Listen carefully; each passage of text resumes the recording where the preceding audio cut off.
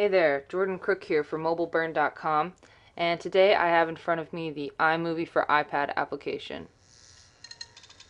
Now, just so you guys know, this will work across the iPhone 4, iPod Touch 4G, and the iPad, and the App Store is only going to require you to purchase this one time. So if you already have it on your iPhone 4G, then it should be a free install on your iPad. So just to familiarize you guys with this home screen, as you can see right here on top, we have the project title, we have the date, and we also have the length of any projects that I might have recorded, and if I had more we could scroll through here from right to left. Down here at the bottom we have a little question mark help tab, and this offers so much information. It is a really great resource for anyone using iMovie on the iPad. If there are any questions or concerns whatsoever, you should find your answers in here. Down here at the bottom we have an Add New Project button. We also have the ability to play any projects that are selected. Right here is our Share option. I can add this to my camera roll, send it to YouTube, Facebook, Vimeo, CNN, iReport, as well as send it straight onto iTunes. And then if I wanted to copy something down from iTunes, I could choose this picture, but there's nothing available right now. I also have my little trash can over here on the bottom right. So let's just go ahead and jump into a new project. So right here when we get into a new project, you can see over here on the top right, this will be our viewer. Down here we'll have our timeline. Over here on the left hand side we have all of our different media, so I can add video, photos, or music. And within the music I can access the iPod that's on my iPad, or I can choose sound effects or theme music that is pre-installed on the iMovie application. Over here on the top right I have an undo button in case I mess anything up and just want to go ahead and go back. And then on the top right we have our project settings. So from here I can choose a different theme if I'd like. I think I'll just go with the modern theme. And we can also choose to have our theme music on or off. We can choose to loop the background music, and then we can choose our fades if we want to fade in and fade out to black. So before we can get into anything really cool, I've got to first add some media here into my timeline. So I think I'm going to start with a picture of iMovie from my MacBook. As you can see, I just double clicked and it jumped right in there. And then iMovie is going to automatically put pictures into your project at 6 seconds. For me personally, that's a little bit long. So I'm going to use this opportunity to show you guys how to trim video. So as you can see right here, it says 6 seconds. I'm going to grab this little dot and go ahead and move it down to 3 seconds. And my clip is shortened. From there, I'm going to go ahead and add some more media.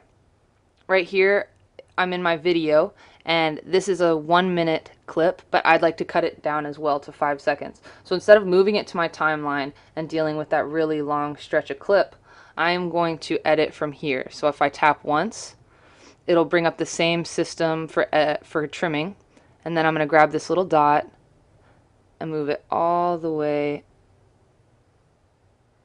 over to 5 seconds. And then from there it'll give me the same little jump button and I can throw it in. iMovie automatically gives you this cross dissolve transition. We can go ahead and look at those in a minute. So from there I'm going to add, let's say, another clip. Throw in a Robert Pattinson photo, and then we'll throw in one more short clip of my cat, just to have some things to work with.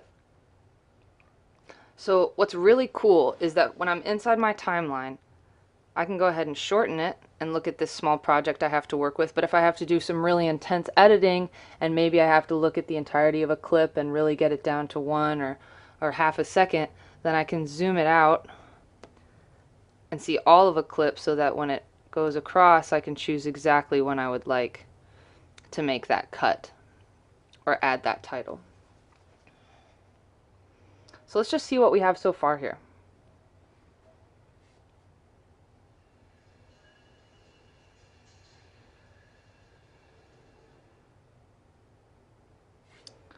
Alright, pretty cool. So I'm going to pause. So here things can get really cool. I'm going to first choose my theme, and then I'm going to add a title to this project. So up here, like I said before, I can go ahead and choose my modern theme. I turn the theme music off, and then I'm going to add a title by double tapping, and it brings up this little photo settings. It'll say clip settings if I double tap a clip. But I'm going to double tap this photo, choose title style, and I'll have the option to do an opening, middle, or ending title, and I'm going to choose opening. And as you can see, it gives me this option right here, so I can add my title text. So let's go ahead and write iMovie for iPad.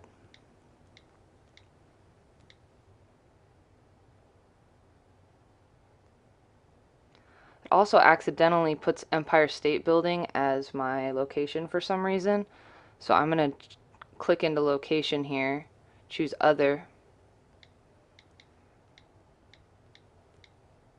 and be a little bit more broad with that location because I am not at the Empire State Building. So that title is added, and if I click play, you can see my theme added along with my title. So as far as audio is concerned, once we have our title and our theme chosen, we can choose to mess around with the audio on this application and in this project. When you load a photo into the timeline, there's going to be no audio. As you can see down here, there's just this gray strip. But when you add a clip, you'll have your audio visible right below on this blue bar. You can choose to not view that by clicking the little sound wave button right there, but I'm going to leave that on because I need to see it. So you can choose to add music to the entire project, but you can also manipulate just a single clip's audio as well. So when I double click into here and bring up my clip settings, we've seen this menu before. Right here on the third line we have our audio settings, so I can choose to just go ahead and turn this clip down, or I can go ahead and mute it entirely, which is what I'm going to do. I'm also going to mute this one, even though I don't know if there's a whole lot of noise in there.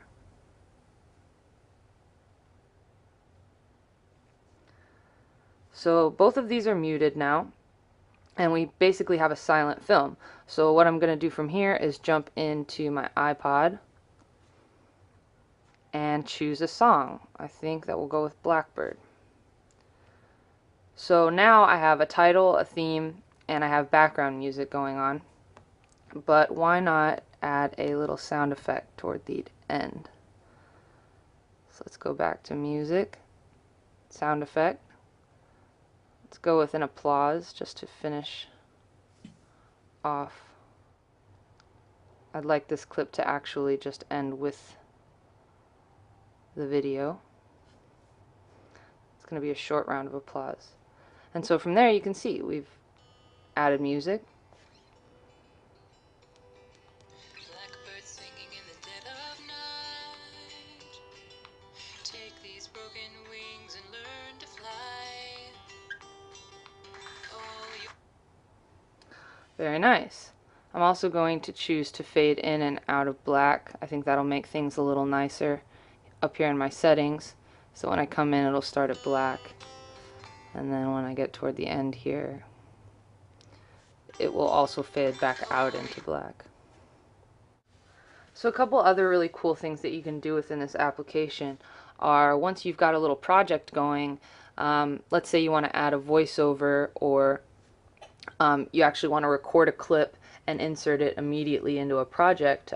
Let's say you're on the go and see something awesome that you'd like to add into a project. You can choose to click this little camera button over here, and that's actually going to bring up my camera. Right now we're zoomed in on the floor, so you're not going to be able to see much there. So I'm going to cancel. But let's go ahead and add a voiceover.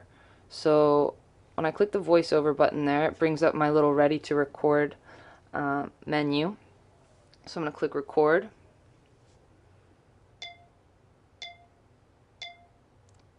iMovie for iPad. So that went ahead and added in my voiceover.